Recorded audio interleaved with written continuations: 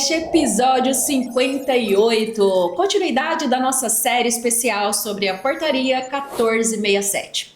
No episódio anterior, nós falamos das bases de contribuição, artigo 12, continuaremos nas bases de contribuição, artigo 13 e 13A, para falar desse pilar de extrema importância do RPPS. Tão importante que tem mais de um artigo tratando sobre o tema, que é a seção 2 do capítulo 3 da portaria. E sobre esse tema, estou com o mesmo convidado dos dois episódios anteriores, afinal de contas, são assuntos conectados. Um dá continuidade ao outro, assim como o nosso podcast.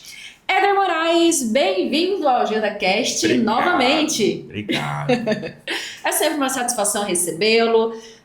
Nós temos tido aí servidores com muitas dúvidas e aí você está prestando aqui a consultoria para esses servidores e continuamos esse episódio. Posso me considerar cedido? A gente vai falar do artigo 13 e do 13A. Posso me considerar cedido para a AgendaCast? Podemos considerar assim uma acumulação de cargos, é verdade. Constitucional, função, vamos dizer. Não, uma acumulação aí, acho que cabe, ou uma função de confiança. Aí beleza, agora fechou. Tem contribuição previdenciária, como a gente disse, se a legislação permitir. Exatamente. Considerações iniciais? Eu acho que assim a gente consegue fechar bem com esses 3 episódios, né? Os 2 primeiros que nós fizemos nas semanas anteriores e agora para trazer uma visão geral assim para o servidor. Óbvio que se nós fôssemos discutir sobre base, contribuição, sessão, a gente ia ficar dias e dias aqui, né? Mas eu acho que é muito importante a gente lançar essa questão, trazer alguma luz nisso e aí permitir que cada um consiga aprofundar e até fomentar a curiosidade e nos trazer questionamentos, né? Então, acho que a ideia fecha muito bem agora, nesse momento agora com o 13. E essa sessão que você falou, o que é? Porque senão pode confundir com uma sessão de cinema, coisa assim. Cuidado com as sessões.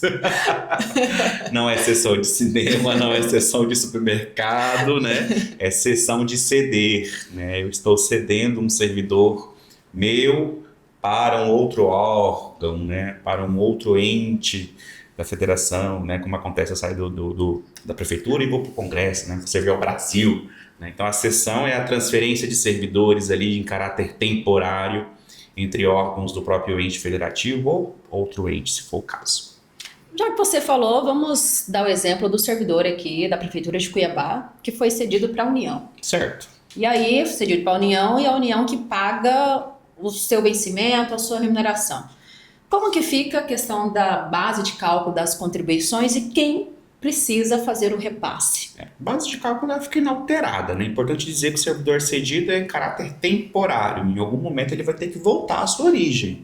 Então não há o rompimento do vínculo, ele não perde o vínculo, ele continua ligado lá ao seu órgão. O importante é que a gente pode destacar também as sessões com e sem ônus, né? Com o ônus o servidor vai com o ônus que o órgão que está recebendo, né? Vai ter que pagar a remuneração do servidor e quando o ônus fica na origem, o servidor é transferido e ele recebe seu salário na origem. Quando ele é sem ônus, que a origem paga, então o próprio ente federativo da sua origem continua gerindo a sua vida funcional, vai pagar e vai recolher normal. Quando ele é cedido com ônus, aí cabe ao órgão que recebeu esse servidor fazer o seu pagamento, reter a sua contribuição previdenciária e repassar para a origem. A origem ainda mantém o direito e o dever de administrar suas contribuições previdenciárias. No episódio anterior, nós falamos da dificuldade do RPPS nessa gestão ativa da arrecadação. Nesses casos de cessão, e principalmente quando o ônus é do órgão que recebe esse servidor, o controle ele fica ainda mais prejudicado, mais precário. É complexo. Nossos clientes que nós temos visto, é uma dificuldade tremenda de fazer um controle de servidores cedidos. Acontece também em muitos casos, Hélida, onde não necessariamente os servidores são cedidos. São cedidos na realidade, mas onde houve a municipalização da educação. E aí servidores que eram professores do estado foram transferidos para trabalhar no município, né? Aí o município é responsável pelo pagamento, pelo recolhimento e a transferência desses recursos para o estado.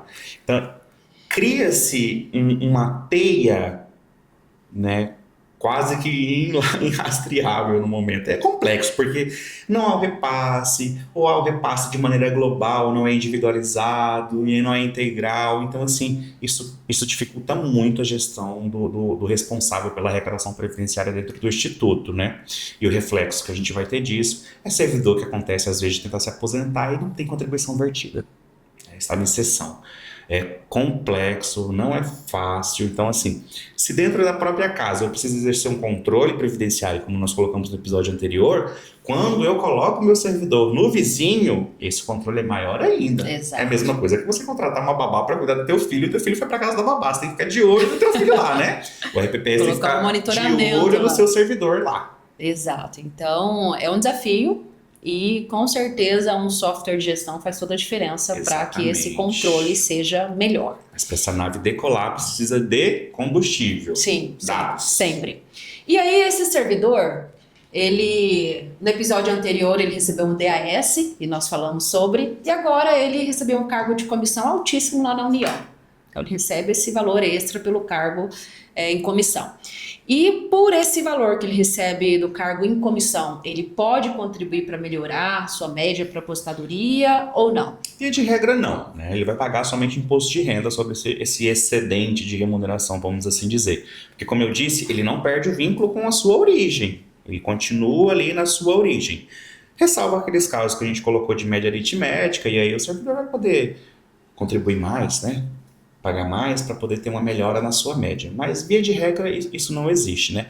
Existe muito casos ainda que há contribuição sem ônus, a sessão sem ônus, perdão, e quando o servidor chega lá, ele recebe uma gratificação de comissão. E aí ele recebe 2 contra-cheques. Sim. Um da origem e um de onde ele está cedido, né? O cedente é cessionário. E aí ele recebe ali aquela gratificação que ele recebe, que é aquele plus do salário dele, que é de caráter remuneratório, paga-se somente imposto de renda, a contribuição previdenciária fica lá na origem. Tá bem esclarecido. E aí o servidor, já numa outra situação, ele resolveu fazer um intercâmbio, estudar fora, e tirou uma licença não remunerada. Esse é o mesmo servidor daqueles outros episódios? O mesmo servidor, a vida dele é bem Mudou depois da tumultuada. Agenda Cast, ele conheceu os direitos dele. E tá exercendo todos. Tô vendo. Todos os direitos ele tá exercendo, Parabéns, fazendo uma lei. servidor. E aí ele tirou essa licença não remunerada, mas ele quer continuar também com o tempo sendo contado ali para sua aposentadoria. O que o artigo 13 traz acerca disso? É aquela situação que a gente estava colocando. Não conta, né? Não tem base, não tem para onde contar. Ele vai poder contribuir facultativamente dentro dos limites prudenciais de contribuição, de base e alíquota. É importante a gente trazer também até um ladinho assim, mais para sua concessão e o reflexo dessa contribuição no futuro, Hélida. Porque assim, eu tenho o direito de contribuir facultativamente. Vamos colocar isso como uma regra, esquecendo aquela partezinha da compulsória lá. Contribuir, conta para tudo? Não. Tem os parâmetros para isso também. Exatamente. É só tempo de contribuição, não conta cargo, não conta carreira, né? Função de magistério, por exemplo, não vai ter acesso a essa questão. Então, por mais que você está pagando contribuição, você E os está demais também, né? mantendo. Exposto a agentes nocivos, incapacidade, Deficiência. capacidade não, deficiência, portador de deficiência. Exato, da deficiência. Então, assim, você vai contribuir, é tempo de contribuição. Regra geral, cai no E livro o tempo total, né, de de todo mundo. contribuição. Só no tempo de contribuição. Qualquer tempo qualificado fica prejudicado em função desse afastamento, tá? É importante dizer isso. Outro ponto muito interessante, que eu até esqueci de abordar nos outros episódios, mas quando você falou em incapacidade eu me lembrei. As pessoas questionam assim, mas eu estou em auxílio-doença, não seria uma indenização? Né? Ou eu estou aposentado por incapacidade permanente, ainda assim tenho que contribuir? Por que esta punição? Porque são parcelas de caráter remuneratórios, não Exatamente. indenizatórios, como a gente colocou no passado, né? Então vai ter contribuição, infelizmente ou felizmente, né? Fica aí a cargo da consciência de cada um, como ele faz a leitura do regime, né? Mas é sempre nessa situação. Voltando ao que nós estávamos falando, o tempo de contribuição, quando facultado e contribuído pelo servidor, ele considera-se um tempo facultativo que conta-se somente para o tempo total de contribuição, não para o tempo qualificado. Muito bem, bem esclarecido. Como fica o artigo 13A, ele vem, na verdade, como uma espécie de reforço, ali na portaria e tal, artigo 13 e 13A.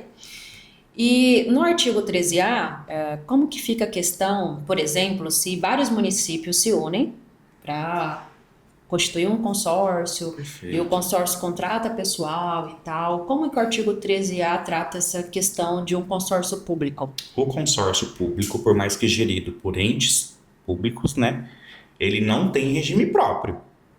Então, é a mesma coisa que um conselho, alguma coisa nesse sentido. Então, todos os seus servidores estão vinculados ao regime geral de previdência social. Ressalva servidores que estão cedidos naquele consórcio, Sim. né? Porque a legislação permite. Não é só entre entes da federação, né? Até os planos de saúde que são geridos ali pelos seus servidores, às vezes recebem em sessão servidores. Associações beneficentes também recebem servidores em sessão. Então, os servidores cedidos estão na sua origem, mas os servidores são daquele consórcio propriamente dito, porque os consórcios também fazem seus concursos, né?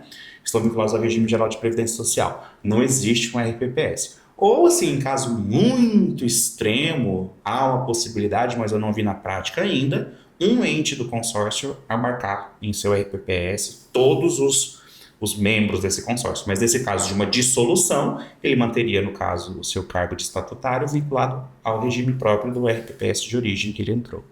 Sim, e essa questão de o consórcio não tem RPPS ou o consórcio junto com esses municípios acaba rateando ali benefícios e tal, e etc., isso é vedado. Vedado, não existe totalmente RPPS de vedado. consórcio. Não existe esse formato de consórcio público. Não. Porque nós temos o consórcio Consprev aqui no estado de Mato Grosso, que é um formato muito diferente e um case de sucesso Sim. nesse aspecto, né? Questão de ganho de escala dos RPPS, mas é diferente.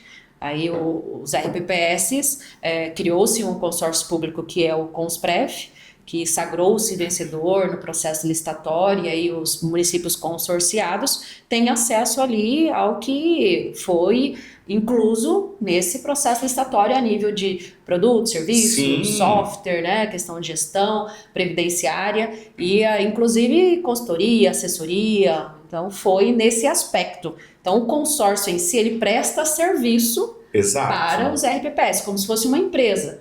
Só que em vez de eu contratar uma empresa diretamente, eu tenho um consórcio, que tem muito mais produtos e serviços, e de acordo com o porte do RPPS, ele tem acesso àqueles produtos e serviços e tem um ganho de escala. No regime próprio não é tão comum, né? Mas a gente tem muitos consórcios de saúde, né? Que seria na mesma situação. E aí os RPPS e os entes da federação vão consumir serviços desse consórcio. E via de regra, esses consórcios têm servidores, tem trabalhadores que estão ali para que as coisas aconteçam, né? Ou, no caso de outros consórcios, como é o caso do Consprev, fez licitação e contratou uma empresa especializada. No caso, e aí essa empresa, através do consórcio, presta esse serviço. Mas todas essas pessoas que estão prestando serviços a esses entes públicos, seja o RPPS ou seja os entes da federação, não estão vinculados ao regime geral de previdência social. Exatamente. Não existe um RPPS para esse grupo de pessoas. Eu acho importante até nós colocarmos e esclarecer, porque tem um mote, achou consórcio e tal. É claro, o consórcio que é vedado pela legislação, ele não tem que ser praticado de nenhuma forma. Não. Agora, o consórcio, como é o modelo do Consprev aqui do estado de Mato Grosso, já é algo muito interessante, com resultado já de muitos anos. E reconhecido pelo próprio Tribunal de Contas. Exatamente. Então, tem esse ponto que é muito importante. Show de bola. Vamos para o quadro Agenda Coffee. Mas já? Já. Meu Deus do céu. Eu falei que esse ano ia ser atropelado, tá vendo? Tá exatamente, muito rápido. é um atrás do outro, assim, tal, e a questão de termos aí os temas de forma agilizada, mas é que nós falamos sobre o artigo 13 e 13A, que são 2 artigos, né, um pouco mais curto. E aí esse episódio também fica um pouquinho mais slim. E ele traz aquela condição que eu coloquei, né? Ele lança a questão e te obriga que você pesquise, que você aprofunde, né? Que você vai atrás. Não é simplesmente eu ler aquilo ali e pronto. Sei tudo. Ih, tá muito enganado. E cada vez que você lê, novos leques, novas situações se abrem e você vai ali pesquisando e aprofundando e vai conectando uma coisa na outra e vira, né, algo muito maior do que aquele ponto específico. Não é nem um mapa do conhecimento, um mapa mental, é uma teia do conhecimento. Exato. Mas e na Agenda Coffee de hoje? Dessa terceiro episódio. Quem seria essa pessoa? Qual é o tema que você gostaria de abordar?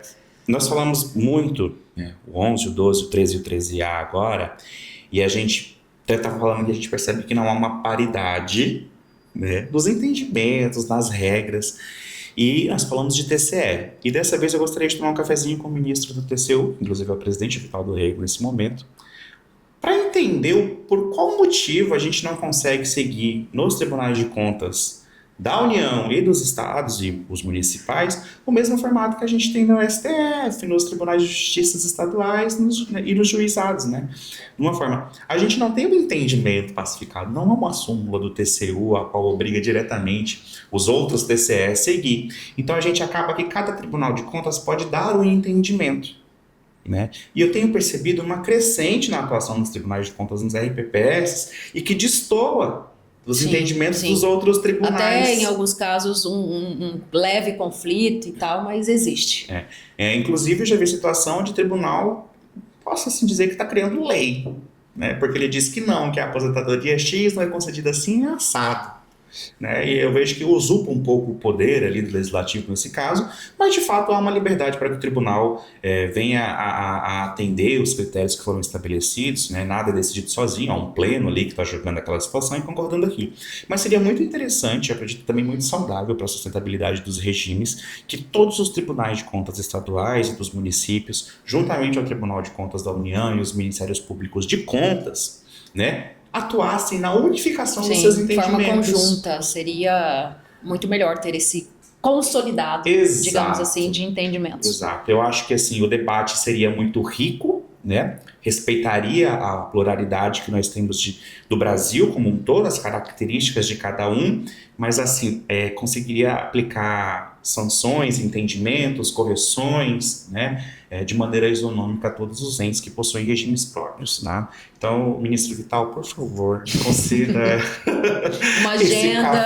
uma agenda para debater esse tema tão importante e acaba gerando algumas polêmicas em alguns aspectos. Com certeza. Porque nós sabemos que busca-se uma independência, digamos assim, considerando que são estados diferentes, que são localidades diferentes e tal, então vou ter particularidades aqui e acolá, mas a unificação ela poderia ser naquilo que é comum a todos. Exato. E tratar ali as particularidades de acordo com a região, né, de acordo com o ente ali, acho que seria assim interessante. Acho que poderíamos simular alguns temas, vamos assim dizer, né? Exato. E aí seria muito interessante.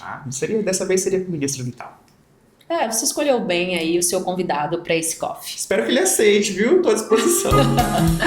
Gratidão, Éder, por mais essa participação. Eu que agradeço. Fechando aí a sessão 2 do capítulo 3 da Portaria 1467, no que tange a contribuição, base de cálculo, todas as dúvidas foram sanadas. Tivemos aqui alguns servidores com dúvidas e você sanou todas elas. E acho que esse formato é bacana porque são coisas que acontecem no dia a dia, né? O próprio RPPS, o próprio servidor pode saber o que fazer e quais são ali as decisões a serem tomadas com base no que traz a Portaria 1467 combinada com a legislação local, porque é muito importante isso.